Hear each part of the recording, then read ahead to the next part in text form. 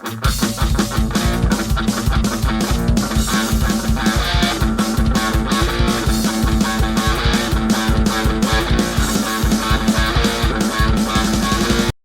sejam bem-vindos a mais um vídeo aqui do Super Acadêmico. Hoje vamos continuar com a nossa playlist aqui, episódio 2 do livro O Avesso de Marx, de José Crisóstomo de Souza. Vamos continuar aqui falando do antelilóquio, os mistérios de Marx e o mito do humanus. Humanus, um nomezinho aqui bem diferente. É bem interessante, é um capítulo curto, é o primeiro assim, capítulo de abertura. Mas antes de começar, não esqueça de se inscrever no canal, dar like no vídeo, comentar e compartilhar. Seja membro do canal também, se torne membro do canal. Dê o valeu, que é o like especial, e se torne apoiador do canal através do Apoia-se. Nós precisamos de apoiadores. Dê uma olhada também no meu mais novo livro, A Vingança de Vladimir, disponível no Clube de Autores, segundo link na descrição. Vá lá e dê uma olhada. Bom, o que é que ele diz aqui, em linhas gerais, é que havia uma pretensão dos teóricos da época do Marx, a partir do Hegel, inclusive, de construir uma noção de sujeito, de ser humano, que fosse universal, assim, que pudesse valer para todo mundo. Acho que era uma pretensão da modernidade, no geral. A modernidade criou essa ideia de que é possível ter uma noção de ser humano que possa ser universalizada. Daí essa coisa do mito do humanus. Aí ele começa assim, um pouco de história.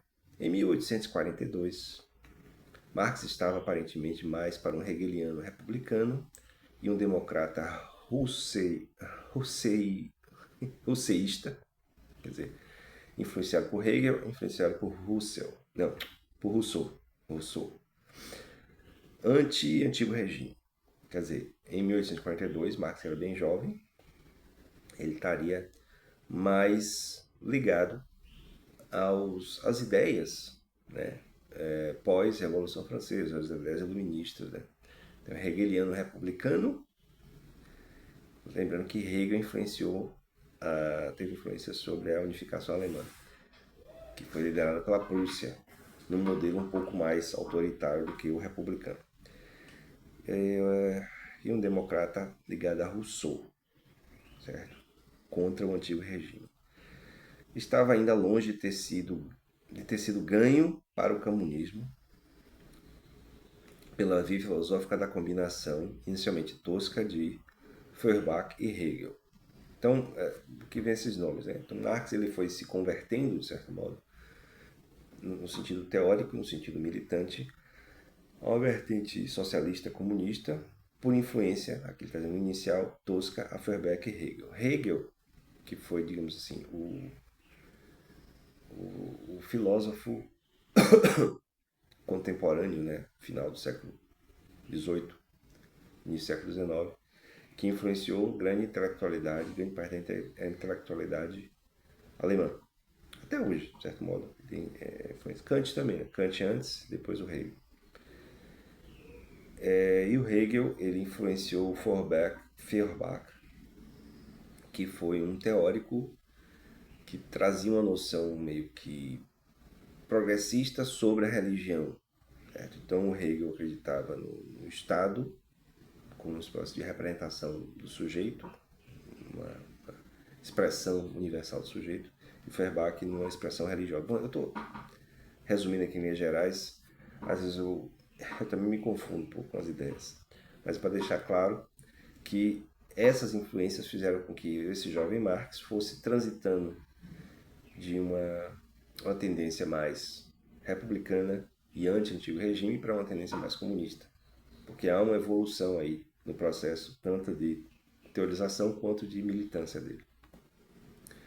Marx era então um jovem jornalista, político radical e um defensor de causas nobres, que estudou direito antes de, caído por Hegel, preferir doutorar-se em filosofia. O futuro autor do Capital era, enfim, um advogado filosófico humanitário dos pobres e oprimidos em pleno atraso semi-feudal da Alemanha, em penosa transição para a modernidade e a secularização. Mas Marx não era propriamente só isso. Então está dando só o contexto desse momento na juventude de Marx. Aí é que fala no momento quando ele escrevia, né, e em parte foi editor também, da Gazeta Renana, a propósito do lei sobre o furto da madeira. Isso é bem interessante. Que havia o seguinte, uma parte de território na região onde ele viveu, né, onde ele nasceu, no sul da Alemanha, fronteira com a França, em que as pessoas, até um certo momento, podiam dispor da madeira da floresta livremente, como se fosse uma propriedade coletiva, digamos assim. E aí, a partir de um certo momento, foi absorvido, né, foi colocado como propriedade privada. E aí ele passou a defender essa ideia da socialização dos bens. Bom, essas espécies, né, relacionadas a classes sociais em que o gênero humano se dividia, Marx explica, não se integravam entre si por uma relação de igualdade essencial, mas por uma desigualdade perversa. Que justamente ele está dando os primórdios da noção dele de luta de classes, de separação entre classes. O mais notável, contudo, é que seria ainda assim, nos tempos de Marx, anacronicamente, em várias terras, entre vários povos, um mundo de feudalismo escancarado, de humanidade dividida como um reino animal do espírito, expressão de Hegel para a sociedade civil burguesa. Então, como a Alemanha, quando ele está falando, é semi-feudal quer dizer que a propriedade ainda está na mão de poucos, certo? E sem uma divisão baseada no trabalho. Tem muita coisa da propriedade rural, né? Propriedade não produtiva no sentido moderno, mas uma coisa de grande extensão que tem um dono e as pessoas têm a permissão de usar, mas produz para si mesmo e tal. E aí, à medida que essa sociedade civil burguesa vai avançando com mentalidade, e aí os países da Europa vão se transformando, é que vai se gerando essa divisão maior entre as classes. No caso da Alemanha especificamente, eu me lembro que historicamente, acho que é o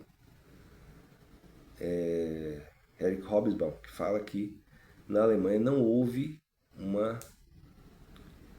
reforma agrária, não houve uma divisão pós-feudal das terras, né?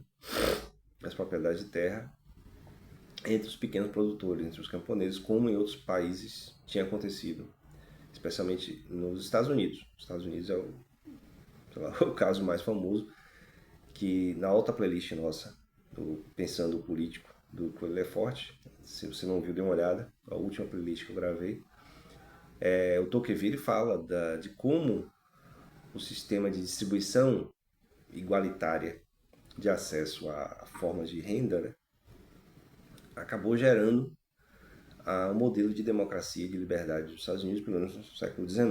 É claro que depois houve concentração de novo, mas é como funciona a economia, né? Normalmente você pode começar num momento igualitário e depois vai evoluindo para um momento de concentração. Bom, Marx prossegue um tanto enigmaticamente, encontramos de novo uma espécie de adoração das espécies animais própria daquela religião primitiva, pois os homens sempre tomam como ser supremo aquilo que é um verdadeiro ser. Bom, aqui está falando da questão da comunidade que vai se prendendo a noções místicas, né? Mas assim, o interessante desse capítulo é que,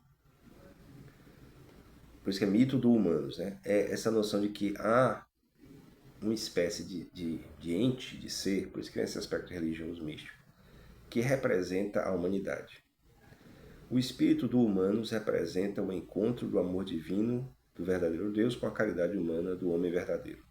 O que torna humanos, esse humanos do título do capítulo, o suporte de todos aqueles buscadores, de modo tal que a sua partida ou a morte, este homem singular, ao invés por sua exponencial influência, permanece vivo. Veja, esse humano se torna a representação de toda a humanidade e de cada um. Então, os indivíduos deixam de ser indivíduos e passam a ser um só.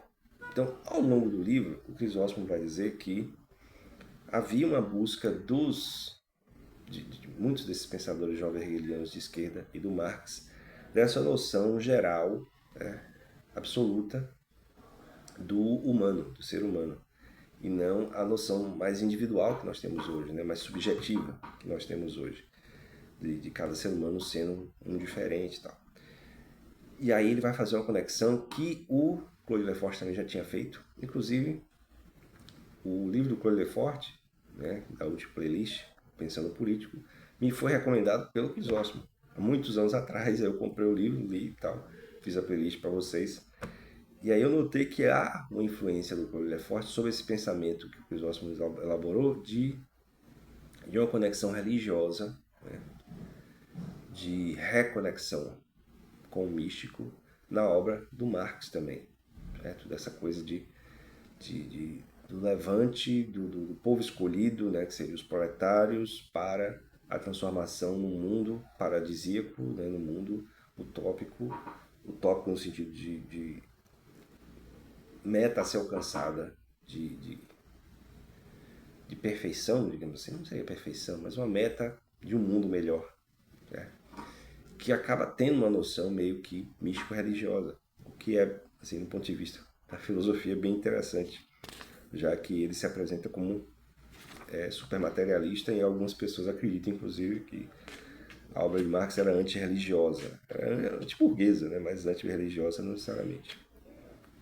Bom, aí ele traz algumas outras noções aqui sobre as várias obras de Marx desse período da juventude, antes dele conseguir fazer o Capital. Inclusive, eu estou lendo a versão digital do Capital publicada pela Boitempo, mas eu vou demorar muito. São mais de 1.500 páginas, ou quase 1.500 páginas. Eu ainda estou nos prefácios, tem vários prefácios.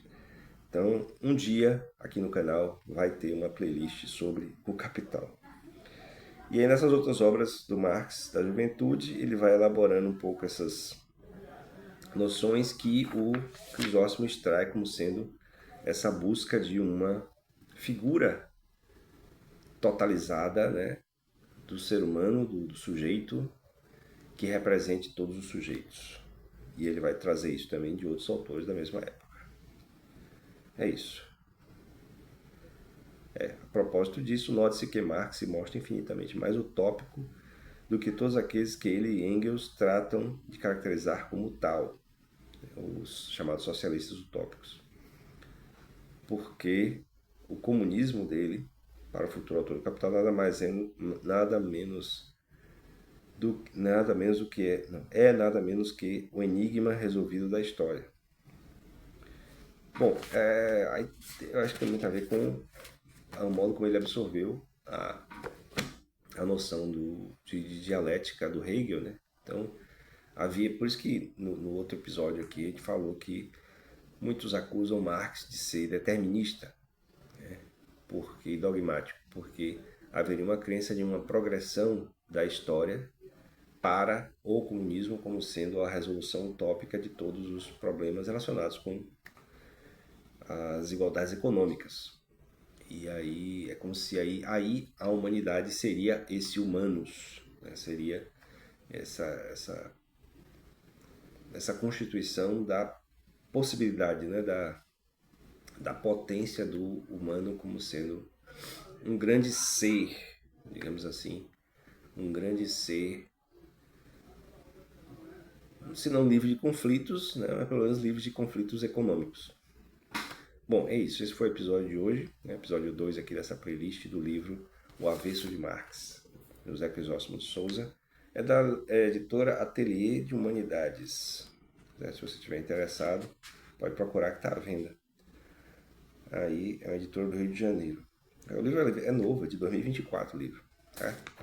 Então, não se esqueça de se inscrever no canal se não está inscrito, dê like no vídeo, comente, compartilhe, se torne membro do canal, aproveite aí para ter acesso a conteúdos exclusivos. Dê um like especial, que eu valeu. Certo? Se você gostou aí do vídeo, está gostando dos vídeos, valeu. Se torne apoiador do canal através do Apoia-se, que você ajuda diretamente o canal, mensalmente, para o canal poder melhorar um pouco mais. E dê uma olhada no meu livro mais recente, A Vingança de Vladimir, segundo link na descrição. Só ir lá, dar uma olhada nas 13 primeiras páginas. Se você gostar, você pede o seu. Valeu!